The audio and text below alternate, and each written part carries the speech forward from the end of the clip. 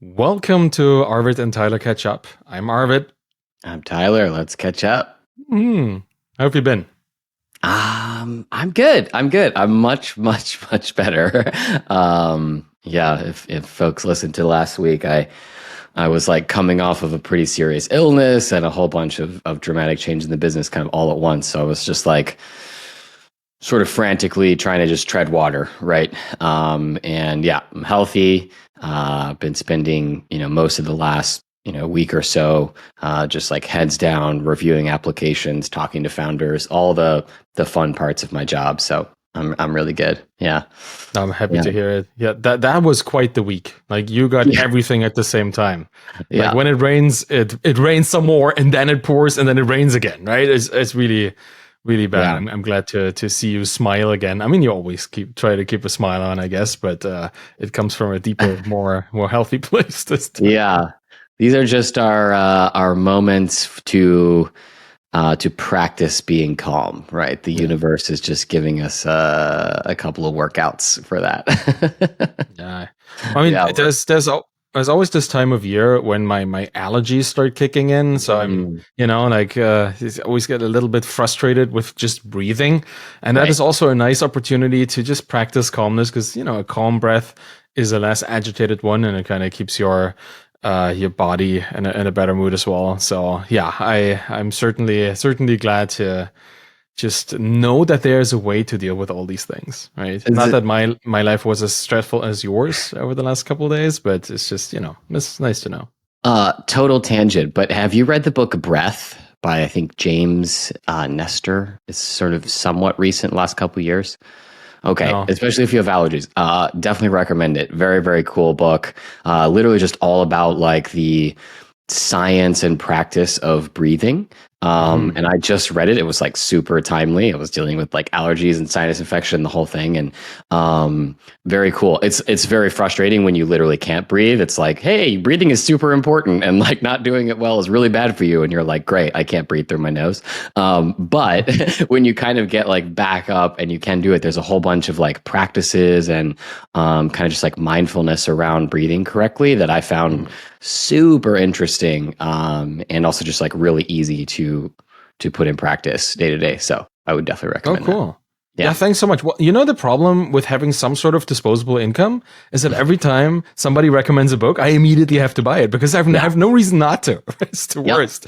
That's, I guess, a champagne problem right here. But yeah, thanks for that suggestion. I will definitely do this. I look into these kind of books in particular, just trying to figure out the basic concepts of life, like Mhm. Why We Sleep by Walker Mhm. was another book like this. And Yeah. even though a lot of scientists have a lot of opinions, like the specifics of what people in that field that try to make it more popular, they kind Mhm. of skim over certain things, and certain things may not work as well as they wanted to for the cohesiveness of the argument. But I still love having some level of insight. So thanks for that. I'm very Mhm. much looking forward to doing this. I've been amplifying my reading schedule. Mhm.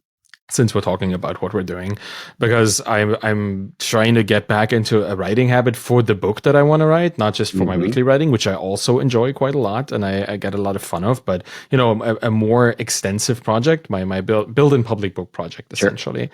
And I've talked about this a lot over the last couple of weeks. There are little things happening here or there, and I think last week I talked about how, well, should I like self-publish or should I go the traditional route? Right? We had that conversation, and Brennan Dunn has been really helpful because he's publishing one right now the traditional way, and he's been trying to encourage me to go the traditional way as well. It was really nice because it's hard to break into an industry that has certain expectations that for us indie founders, indie creators, they feel quite outlandish. But like the Yeah. idea of trying to have mass appeal goes against anything that we learn as indie hackers to niche down and be specific and have Mhm. people that it's for and some people or a lot of people who it's not for.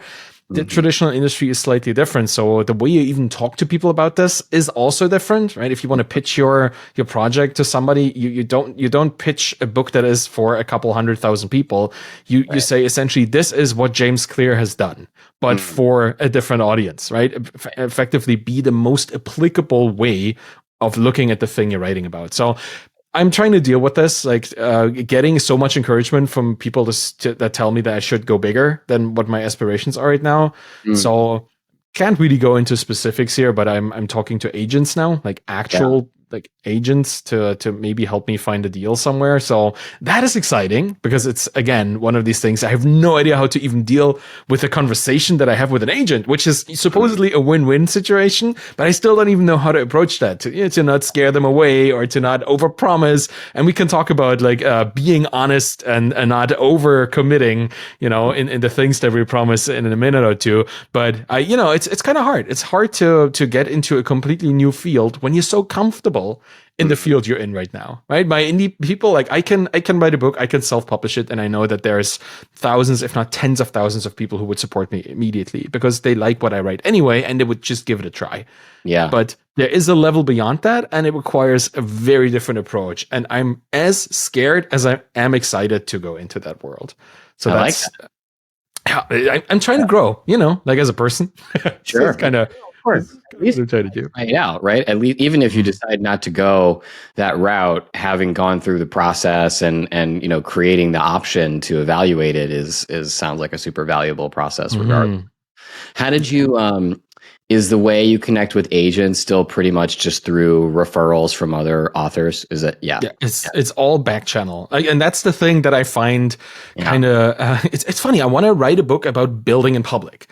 The idea of attracting attention and credibility through your work that you present to people without going into DMs or behind people's backs in a beneficial and positive way, and yet, to be able to write the book the way I wanted to write, I have to employ these mechanisms. It's kind of, it does introduce a lot of doubt in me, into my capacity to both hold the thoughts, the cognitive dissonance of wanting to write about this thing, but having to do things that don't really necessarily align with it to get to the point where I then can do it. It's a very complicated way, but yes, there's a lot of back channel stuff, a lot of introductions, a lot of referrals, a lot of asking people to do you a favor, and then, promising something in return, and people not even talking to you if you don't have a referral, that kind of stuff. That is very real. And in the league that I'm trying to play, it is extremely hard to get anywhere because I thought like might just as well go big, right? Go to the people who have been supporting these extremely popular books and making them real, helping people that I've seen succeed incredibly. So I want to be in that league if I even try. So why not, right? Because might just as well shoot for the stars. So yeah, I've been doing this. Cool. Yeah, and the other side of this is I still want to talk to my self-published friends. So we talked a lot about Paul Miller last week. I think even the week before. We've been mentioning that guy quite a bit. And I got him to commit to a podcast interview with me, which is nice. So I'm going to chat with him next week. And then that'll be on the show. I'm really looking forward to talking to him. Like he's been quite supportive of this show, which I'm extremely grateful for. Right, he put it into his newsletter as well, and referenced our conversation there. And from that alone, people have actually reached out to me.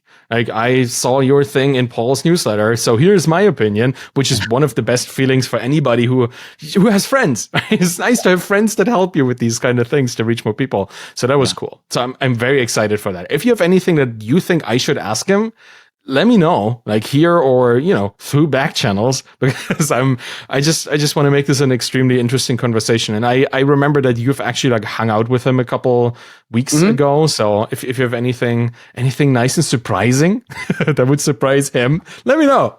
I'd be super curious to hear you two riff on, maybe like almost designing. So it's funny the parallels between like the traditional publishing industry and the traditional like venture capital industry, right? In terms of like you have to get everything through a warm intro and, all this sort of stuff. And like I'd be curious to hear you two riff on maybe designing like a calm fund for books, right? Like what would that look like? What would it have? What would it not have? That sort of thing. How would you maybe have an open application process for, a publisher or something like that? I don't know. Maybe just like as both being prospective consumers of that, what would you want to see? Not that I can promise that I'm going to do it, but somebody might do it, and that would be great. Well, if there's any person that would at least be able to teach me how to do it, it would probably be you. So that is really cool. Obviously, but if you wanted to be involved, obviously I prefer that because like I'm the writer and you're the guy who knows how to do fun stuff. Talking about fun stuff, what happened? What's happening in the Calm Fund right now? Let me know how your week went with that. Basically good stuff in the sense that, we had a bunch of big changes that we had to work through the last couple weeks. And now I'm back to the good stuff, which is I'm just heads down. My calendar looks a lot more like your calendar with lots of large blocks Nice. of no Zooms and no meetings for a while, just reviewing applications. And then I did do a ton of founder meetings, this week. Basically my calendar is just with them. So I'm just heads down doing what is really the fun part of my job, I think, is just like analyzing new businesses and then talking to founders about, what they need to get to the next level. So yeah, super fun, super exciting. Yeah. It sounds so much better than what happened over the last couple of weeks. So ups and downs, right? It's really cool. Yeah. Nice. Yeah. Awesome. No, it's great. Well, I think we should talk about something. Yeah, I think so too. Let's see. How do we unpack this? So I think what I would love to, maybe I'll just actually, you've been grappling with this much more directly. So I'm kind of curious, maybe I'll just ask you the question. So I've been thinking a lot about, well, maybe here's the backstory. So, you know this, but some people might know, way back in the day, I don't even know, maybe 7-8 years ago, I started writing like an ebook, called it the Micro SaaS ebook. I learned a bunch of things about bootstrapping these small, SaaS businesses, micro SaaSes, et cetera. Learned a bunch of stuff, got a bunch of good advice for a bunch of different people and just started aggregating it into this ebook. And I never finished it. And the main reason why I didn't finish it, so I did publish each chapter by chapter. So a lot of people did get some value out of the chapters, but I never kind of finished it as a project. And the main thing that kind of derailed me was this kind of variation of imposter syndrome, right? Which was, it's so hard to give advice in this space without starting to feel like you're creeping into the whole nasty get rich quick, kind of scheme online, right? And there's varying degrees from the super extreme, obvious fraudster, huckster kind of crowd to people who have pretty good advice, but are probably embellishing quite a lot and then still, selling you stuff on it. And I just felt kind of icky as I kind of started to wade more and more in there. And I just couldn't properly calibrate. I'd write something and then I would add 17 caveats to it because I didn't want to come across as a huckster. But then I'd be like, well, this is crap writing, nobody wants to read this. It's not to the point. And I just kind of got stuck there.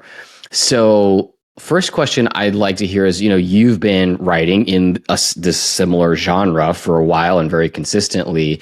How do you think about and grapple with that? Or does that even, resonate with you at all? Oh man, it resonates so much with me on so many levels.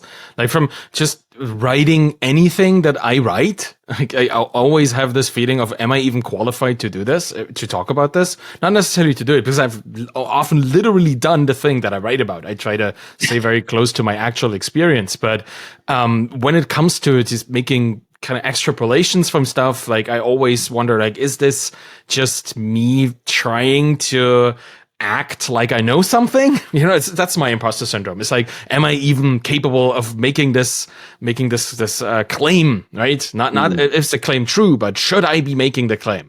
Very, very big problem that I have. And I have this not just in writing, I have this in anything that I do. On Twitter, when I talk about my work, biggest problem. I don't want to promise the wrong thing, right? That's one of the biggest things biggest issues that I run into when I market my course, my Twitter course. It's basically me telling people how to not be inauthentic. That's the course. The course is just be yourself. Here are the couple of ways that you can engage with people and still be honest. That's what the course is, right? Here's a building in public schedule you can use that I've seen people successfully use that is real because it actually happened. And here's what an audience is. Here's what a community is.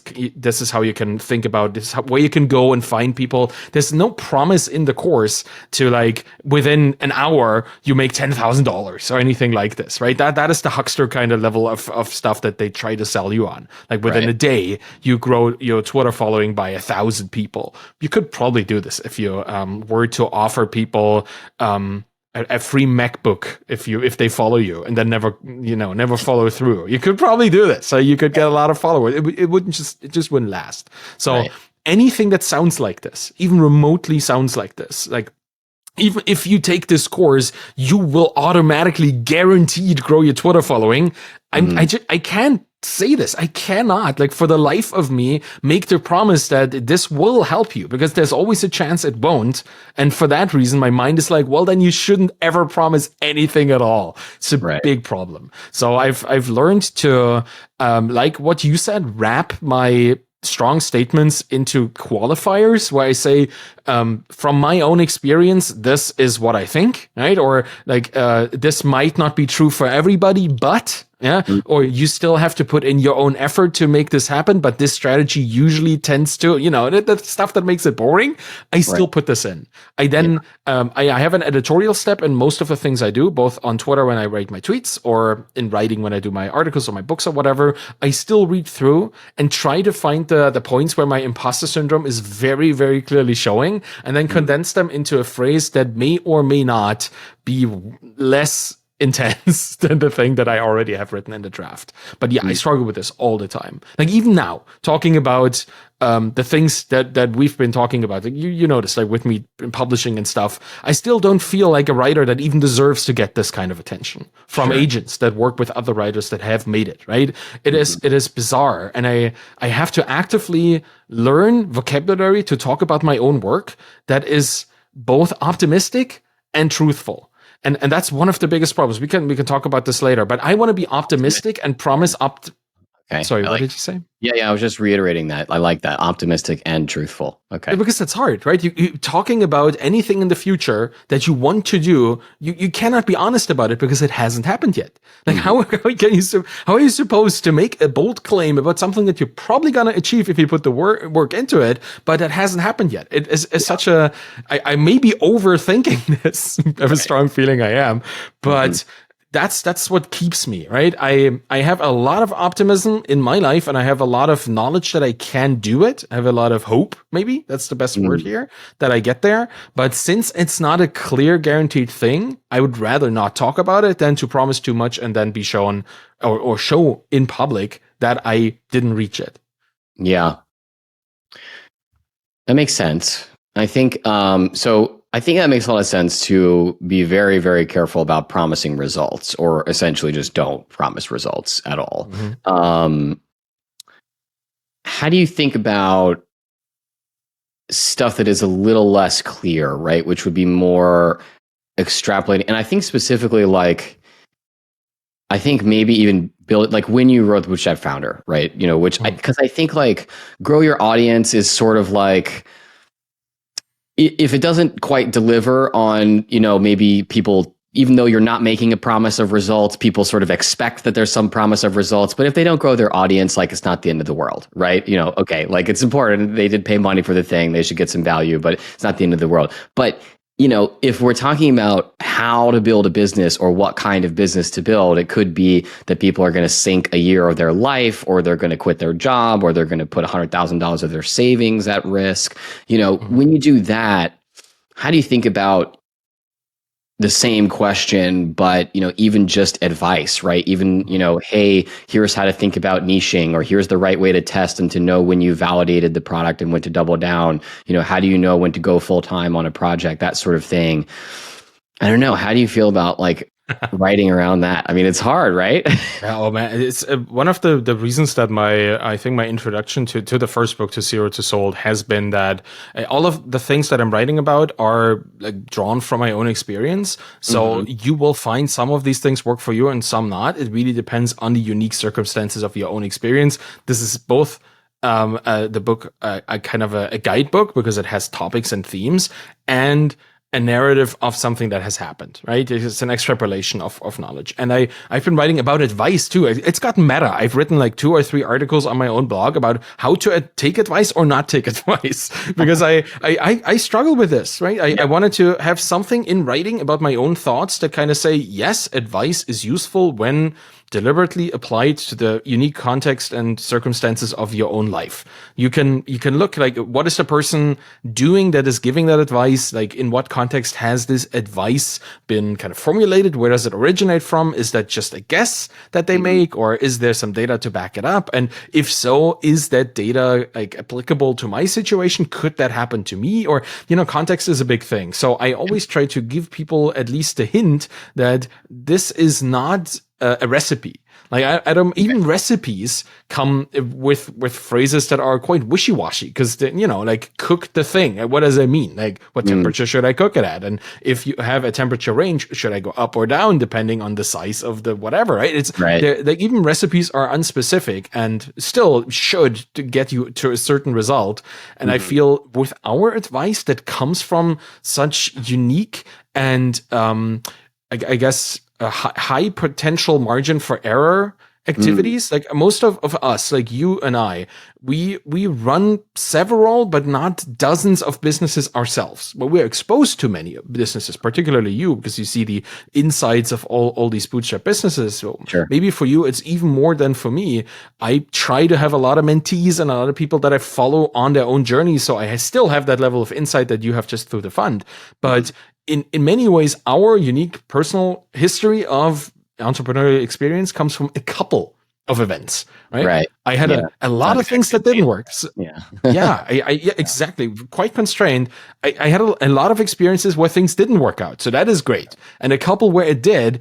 But, like, anything that comes and is extrapolated from that, I kind of have to give people the story of how this experience came to be with the advice. I think that's how I do it. Which is why you find in the things that I write about, unless it's about somebody else's story, I always try to pull my own experience in there so that people can, if they're interested in following this advice, follow like the trail of story back to where it came from. That's how I deal with it. It's kind of just abstracting away this layer of, oh, I'm great, which it does not exist. Right? That's where the huckster thing comes in, where people just say, I know. So here is what you should do, right? And then you ask them, well, where do you know it from? It doesn't matter. This is the truth. I would never, ever argue anything like this about my advice, knowing that a lot of the advice that I took as a founder when I was building my business didn't work out for me. So, and it worked for others. So that there is no factual truth to the advice. It is so contextual that, any advice that I take is contextualized. So I assume that people that read mine have to recontextualize what I tell them as well. Have you ever had like a, I guess negative, but maybe just any interaction, but let's just say negative first question, like along these lines, a negative interaction with someone in your audience from anything that you've written, your books, your newsletter, your podcast recently, where somebody says, along this specific thing where they're like, this is bad advice, or these guys don't know what they're talking about, or, anything like that? Like, or do you think you've always kind of like given it enough of a wrapper that it just never comes up? Honestly, I couldn't give you a clear example that stuck in my mind. So I think I've been successful enough in not over-promising or not maybe even not even selling to the wrong people, because most of the time this kind of response comes from people who were looking for something else and then are trying to kind of force the thing that doesn't work for them into their life. It doesn't work, and then they get mad, which is, like if you look at most Amazon reviews, there's the saying that a good book on Amazon can never have a 5-star rating because it has to be wrong for somebody. And those people then tend to give you a 1-star review because it was wrong and it's not their fault, because why would it ever be their fault? So they have a good complaint that they pulled out of somewhere and they put it on Amazon. So that's what I strive for, a 4.7 rating on Amazon. That's what I'm going for. And I think both my books are there at this point, I think around in that range. And I'm happy getting responses from people who it wasn't for, because then I can see that the way I wrote it was actually for the people that quite like it, right? That are smart enough to see that this is not a recipe. This is a companion that you can reference and ask a question, and they might give you something back, and then you have to kind of still fit it into your reality. But I think I've been successful. I do remember something, but you know what I remember about it? It's not the thing that this person was complaining about. I think it was on Twitter about something that I said. It was the incredibly strong community response of my followers who just kind of argued strongly against what that person was saying. It wasn't like a mob that descended on them. It wasn't a shitstorm or anything like it. But I think I have curated not only a good way of talking about the things that I'm talking about, but also curated a highly supportive and positive group of people around my work that will defend it, but in a nice and empowering way. Like they actually try to teach instead of just hate, which is the Twitter default, I guess, and object, right? This kind of thing that where people just listen to you to object, to find something to object to. They were actually trying to convince that person that their perspective was just undereducated in a certain way, and they tried to educate them. It was really nice. So I think leading with kindness gets people that are kind into your boat, and then they start, if the boat is rocking, they try to balance it out. It's been quite helpful for me. I think so. Yeah. I like what you said about a good book shouldn't have a 5-star rating. And I've been kind of wondering, like, if that's a pretty good lens to view a lot of other media as well, right? That your tweets shouldn't have, like, not yours, like one's tweets shouldn't have a 5-star rating. Excuse me. Your advice shouldn't have a 5-star rating, right? Like everything should be maybe 5% controversial or something like that. I don't know. I've been thinking about that, like, because I think, like, I know for sure for myself, I'm like, biologically sort of hardwired to try to be as epistemologically correct as I possibly can, right? Like, here's what I think I know, here's what I'm pretty sure I know, here's what I know I don't know, here's the area where unknown unknowns might be, like, really not trying to say anything that I don't know and really calibrate it. And like a while back, I made a small change. I used to write just tweets with a lot of those caveats, in my opinion, this or that or the other. And it's kind of like, I cannot for the life of me remember who said it, but somebody just told me, like, it's a tweet. Like, in my opinion is implied, right? They know it's not a citation in an academic journal, or a line from the New York Times. It's a tweet. So, like, just say the thing. And honestly, that was good advice, right? I mean, not only did it make the tweets, perform better in any objective sense, but it also generated better conversation, including, incentivizing the most insightful kind of critiques or counter replies to the ideas. When you really make something seem like it has the appropriate amount of uncertainty attached, people don't feel compelled to correct you. They're like, oh, well, this guy's just saying, his opinion, knowing that it's probably not right. I don't see that. If you just assert something as true, you also get, like, the strongest pushback from the, maybe the smartest or best counter argument. So it's been a positive change. I wonder about applying that to this domain specifically, right? And basically, I think you are very similar. I mean, I don't know if I think you would agree. Like, you're like, if there's a whole spectrum, going all the way from, like, I don't know who to call out, like Andrew Tate or some of these guys, is on the far side of just, like, completely making up all kinds of stuff. And then there's us, like, way over here. I think we're, like, very, very, very close. And I almost wonder, like, is that, like, is it actually imposter syndrome, right? Imposter syndrome is a thing that's, like, not like, yeah, you're correct, you're not as good at this as you think. Imposter syndrome is a syndrome where you're supposed to counteract it, right? You're supposed to kind of feel like, you're not ready for this, but you actually are. Do we have a little bit of imposter syndrome around kind of business advice, right? Should we be trying to move that dial a little bit and assert things with less uncertainty bars around them? What do you think?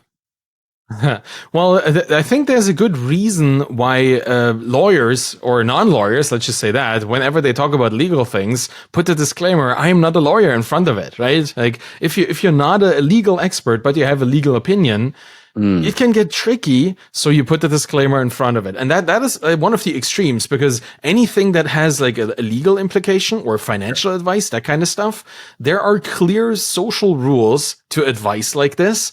And if it's given in a manipulative way, or it's just plain wrong, then you can be held accountable for that advice. And I think we are, with our advice, like any business building thing, we're kind of in between these two, right? Like, we are stuck between accountability, right? There's no way that I can be held accountable for saying, like, oh, this sector is overrated, don't build there. And then somebody or the vice versa. Everybody should be building in X. Somebody goes and builds a business and loses a bunch of money. Like there's no liability, to me in their way, Yeah. in the way there is like tax advice or legal advice or whatever. But Yeah, sorry. and I don't think there should be either, but it is an interesting kind of opposing end, right? Because like we look at our advice and we try to be careful. We could both be very like we could be like ChatGPT and be very very convinced that what we say is true, because ChatGPT as it writes, it's super convincing. It's very yeah, it feels like the ChatGPT knows exactly what it's talking about in the way that it writes, right? It's trying to be very clear in that way, and I don't. So I think there is a level of imposter syndrome in there.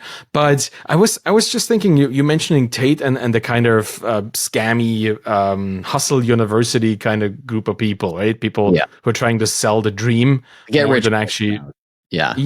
It's crap educators, people who try to, you are not a student, you are the product, I guess, in these kind of things, or you are effectively part of a pyramid scheme. Like a lot of these get rich quick things are in their own nature schemes where you get taught to invite more people into the course and you get a commission on every sale. Like there's a lot of that going on. And I feel I don't want to be associated with that even in the slightest. I probably wouldn't even want to be in the same industry as these people are, which is unfortunately entrepreneurship. So it feels I'm very actively trying to deflect any association with people like this to the extent that I don't follow them on Twitter or social media. If they follow me, I block them or remove them. Like people like this are not welcome in my group, not because they are always wrong, because they are often right. Like they will tell you essentially the same thing. They'll tell you to find people to sell stuff to and solve their problems, which is kind of a good thing. But they say this in a way that costs you $5,000.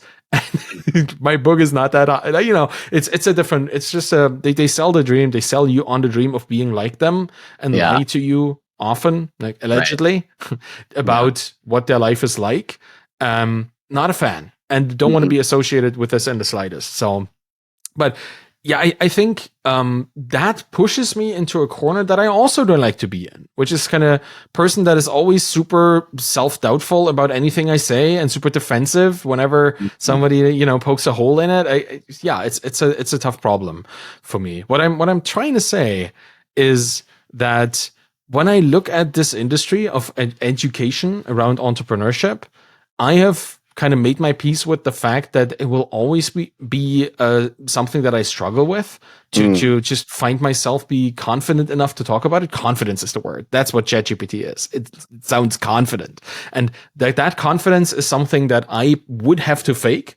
And since I don't want to be fake or be around people who like fake, I will not be fake.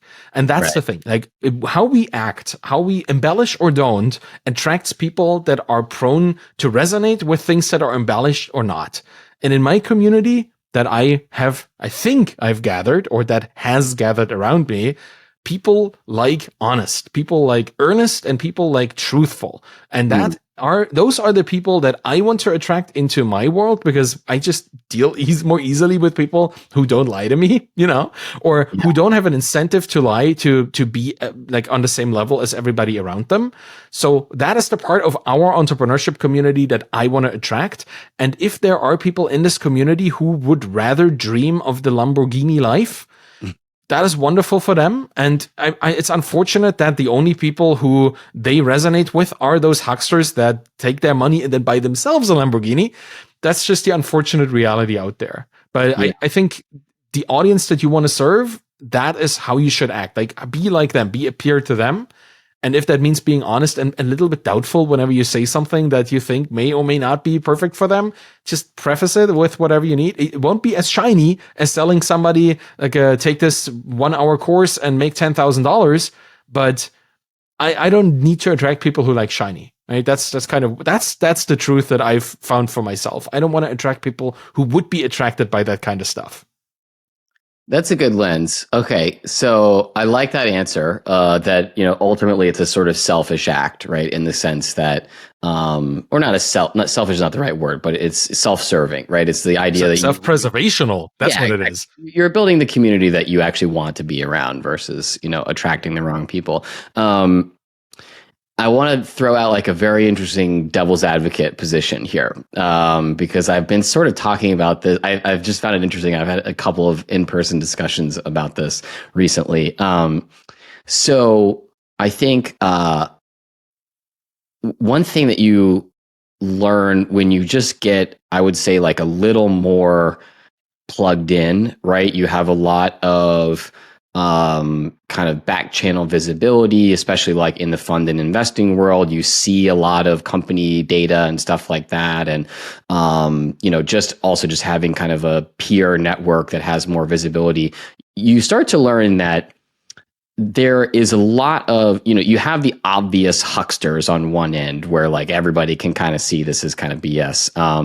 But there is a very murky gray area where there are a lot of people on social media who significantly embellish either their own success or the performance of their quote unquote like playbook or guides or masterminds or whatever the product is. There's a lot of people out there that like, well, I know, for example, like it's like, okay, that's completely not true. Like either the premise that you're sort of selling this on or the performance metrics that you're asserting this sort of like strategy has. There's a lot of people out there that are doing to a varying degree kind of like everywhere from light to heavy embellishment while staying like still well clear of the like outright fraud or just like complete crap. They have like pretty good ideas, but they are really nudging the needle in their favor in a lot of slightly questionable ways.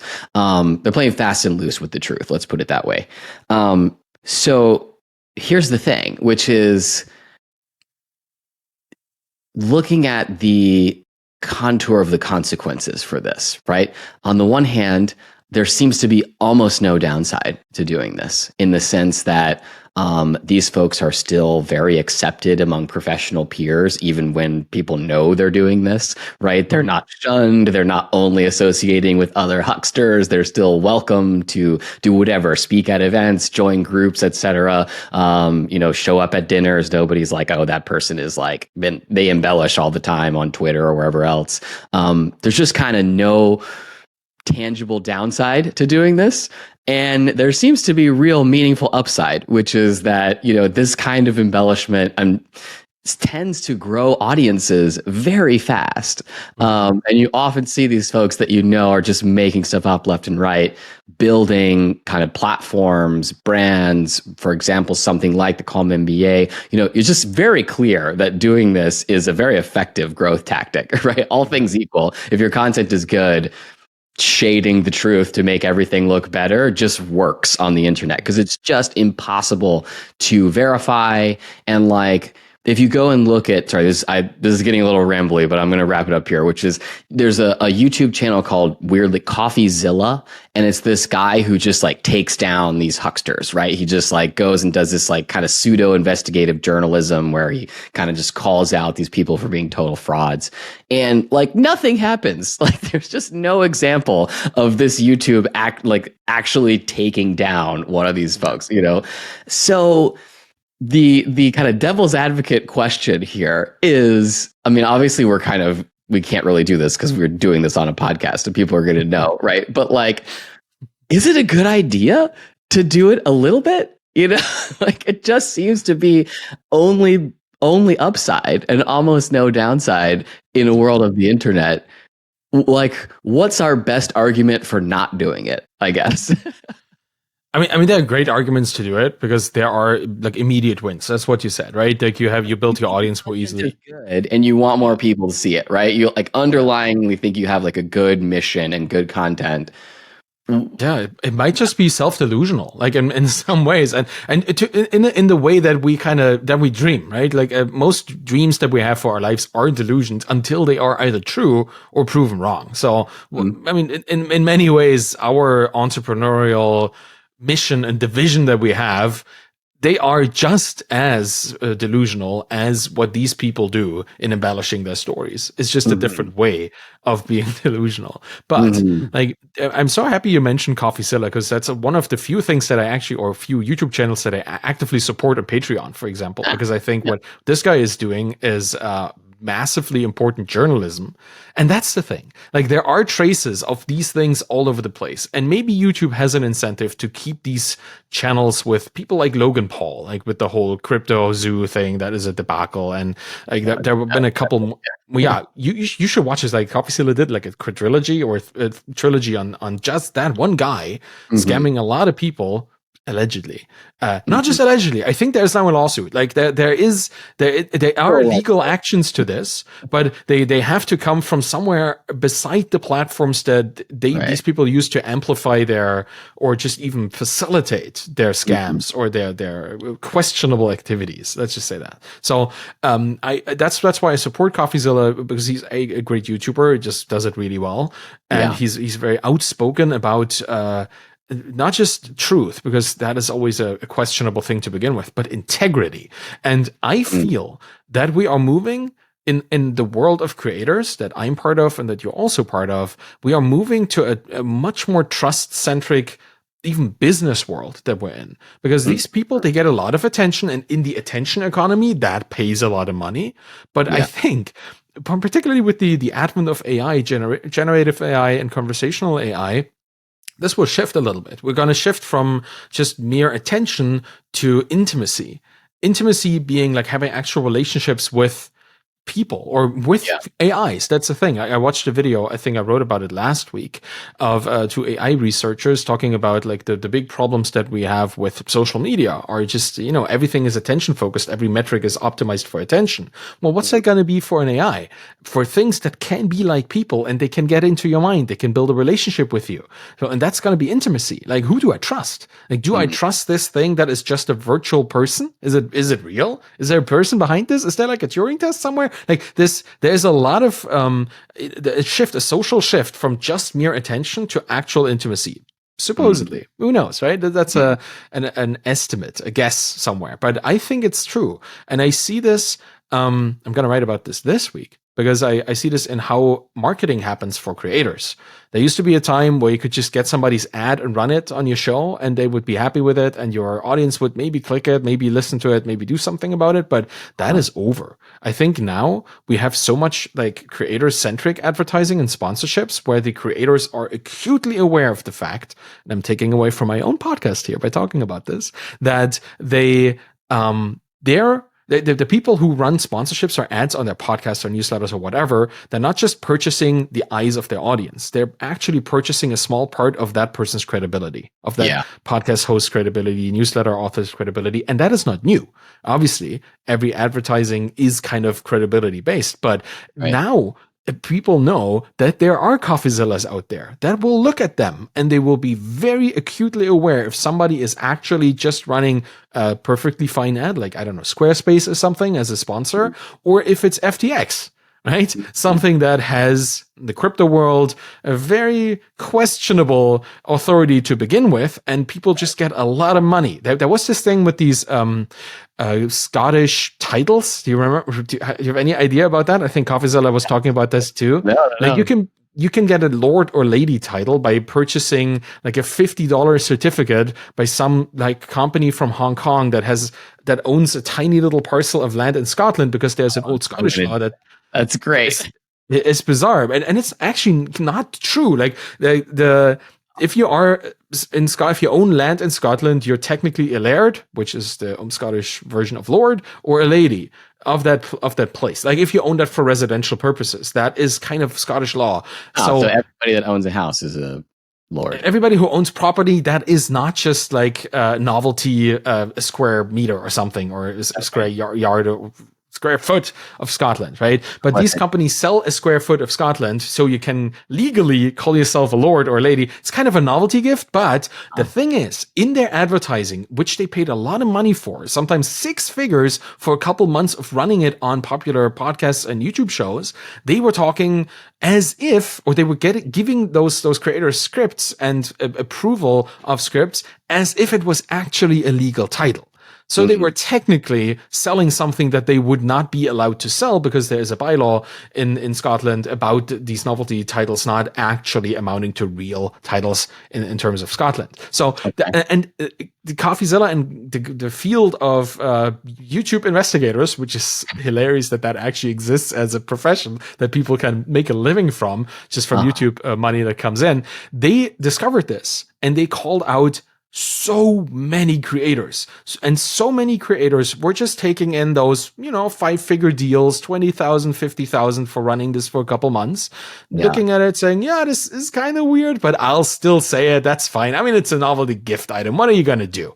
And there were like hundreds of high profile YouTubers who fell into this and were called out and had to cut ties with the advertiser, had to publicly apologize on the YouTube channels, which is always hilarious to watch because you can kind of feel how they kind of trying to save their reputation, but still not really commit to having not done enough research. And that's the thing that now creators do more and more is actively research. When I get a sponsor on my newsletter, my podcast, I'm now digging into them. I'm doing due diligence for every single sponsor that goes onto my podcast or my newsletter.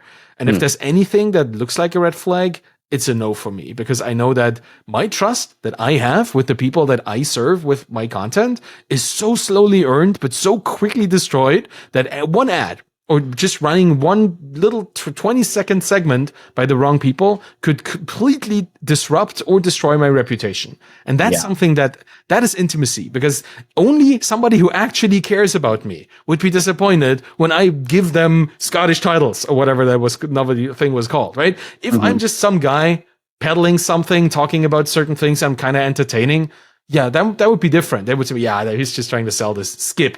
But if they have a relationship with me, just like I want to have a relationship with everybody that listens to me or watches me, then I cannot do this. And this is why I will never even go into this territory, because I feel I value this potential intimacy with somebody that shares my brain for the hour that they listen to me so much more than the hundreds or thousands of dollars that I could be making. I still need to make money, but I will try to make it on the exact side of, like, the exact opposite of where hucksters are, right? I want to be as clear, as transparent, and as honest as I can. And if the people that want to sponsor my work are not, then they're not going to be on there. Yeah, interesting. Yeah, I think maybe the argument that or the counter argument that you're making to my, to be clear, this is a devil's advocate. This is not what I actually think, but I just thought it was an interesting thing to sort of spar with, is that, ultimately there are consequences, right? The sort of like arc of internet karma might be long, but it sort of bends towards justice. And, eventually it comes back around to bite you. Although some people do seem to be very effective at just continuously chasing the next audience and the next audience. Yeah. That's the thing, right? They burn bridges wherever they go. And at some point, I'm sorry for the background noise. I'm having people do some work in my house at this point. So you are live with my basement being finished. So I have an example for this. Like when I started writing, I was reaching out to a lot of authors that I really admire. And had a chat with one of them, obviously not going to name them, but they tried to kind of sell me on maybe building some kind of MLM online education system with them. I was like, oh, yeah, exactly. That was one of those moments where I was like, yeah, I love your books, but boy, am I never going to talk to you again. Yeah. So, and they have since moved on to greener pastures, different fields, of writing. And I'm like, yeah, this kind of reputation, it's not just that you burn your reputation with your potential customers, your prospects, which is bad enough. And then you need to move to a different market and kind of rediscover that to begin with if you do these kind of things. But you burn reputation with people in your industry that could generate massive, hopefully, opportunities for you. Like potential collaborators, partners, people who are also just as interested as you are in making money, maybe not using the same methods, but they still try to, build a business in that field. And boy, like that, every time somebody in private talks to me about that author, they get the story. Like this, I will not shut up about this story because this is just, don't meet your heroes. And they are obviously projecting to be somebody completely different from who they actually are. And that is something that in an industry people will know. And if you want to be known as the person who kind of, tries to scam their way around their audience, go for it. But I don't want to be that. Like, I don't want to close my opportunities. Just like, I don't want to make $10 today if I can make a couple thousand in a year from now. That's just, I don't think of infinite games. I don't want to play finite games. I don't want to scam. You don't see me do like giveaways or that kind of stuff, because I know I could make a lot of, get a lot of followers, get a lot of attention, get a lot of hype. But why would I? I'm just going to try to get these people one at a time by just having a nice interaction with them, because that is what builds intimacy. Like, I want to attract people who want to respond to me on a personal basis, who want to build a relationship with me. So yeah, that's my rant and my story. I think this conversation was really helpful. I feel like I'm coming to a sort of loose conclusion on this topic, and I'm going to try and summarize it and see what you think.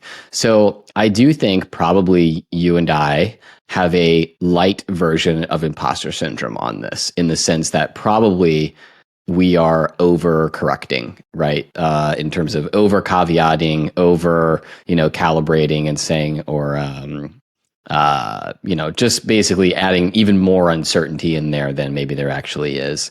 Probably we could dial that back a little bit and just, do a version of like what I started doing with my tweets, by just sort of saying like, look, it's sort of assumed that like, entrepreneurship is a tricky domain. There's no correct answers. This is not physics here. Everything that we say is, in my experience, to the best of my understanding, as far as I can tell, blah, blah, blah, blah. I'm not going to repeat that over and over and over again.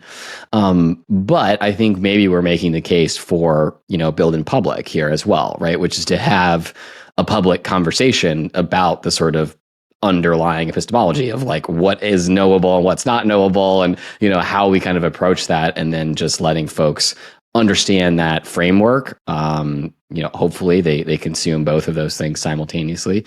Maybe we like clip this and it's part of the common BA, as like Arvid and Tyler talk about what they know and don't know. But yeah, like build in public, right? Just say how we're thinking about it and put that out there as well. And then that maybe gives you license to certainly not like embellish or anything, but to not feel like you have to constantly caveat and, and just feel like, oh, well, can I really say this or not? Like, you just say what you think, as long as you've told people how you think about it. Yeah, I think that's one of the things that you've done so well over the last couple of weeks, right? With things not working out so as you expected in your own business. There is something you said a couple of weeks ago. Is like you shared everything, you talked about everything in public. Your decisions were out there, your assumptions were out there. It's hard to fill in the blanks if there are no blanks, and blanks usually are things where people put in the worst of them, like because they have their own doubts and their own things internally that they project on others. So I guess that's the exact point. Like, by us just talking about our own insecurity, I think we defeat some of the insecurity, because we can always reference this as us honestly sharing our opinion on the topic, right? There's no pretense here. Like, what's the pretense in being vulnerable? Like, can you fake vulnerability? It's probably much harder to fake being vulnerable than it is to fake like being invincible, right? To cut only the finest things and show them. That is much easier than to show the whole thing or make up things to represent that. Yeah, I think you're right. Building in public is a great way out of there, because it also invites not just a conversation, but empathy. It invites empathy of the reader the viewer, the whatever, the person on the other side, to see that you are a human being trying to make something happen. Right? Most of the time when you read a book, you read thoughts. And if you don't think of them as just a kind of something that comes out of somebody's mind, you take them as gospel. It's most of the time, unless you're reading the Bible or the Quran or whatever holy book you're reading, you're not reading the words of God. You're reading the words of man. And the words of man are as fallible as the person is behind them.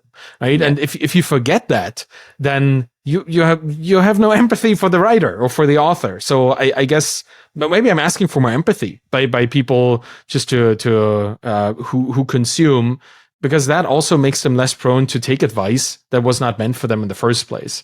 Is to understand where this is coming from. Maybe I'm ranting here, but I want to teach people to. It's a funny way to say it. Teach people to take less advice differently. Right? That's I just would want people to see advice and see, okay, here's an option.